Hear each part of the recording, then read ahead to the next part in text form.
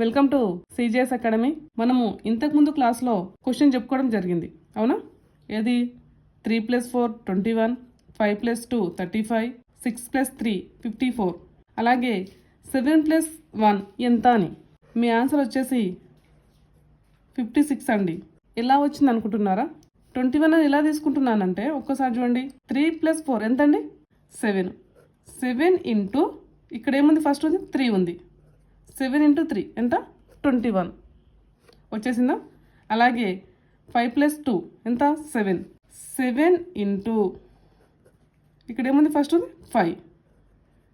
7 × 5 ఎంత అండి? 35. అలాగే ఇది కూడా అలాగే తీసుకోవడం జరిగింది. ఇక్కడ ఉన్నది కూడా అలాగే తీసుకోవడం జరిగిందండి. 7 + 1 ఎంత? 8. 8 ఇంటూ ఇక్కడ ఏముంది? 7 ఉంది కాబట్టి 7 ఎంత వస్తుంది? 56. 56 అనేది మీ ఆన్సర్. Okay, clear?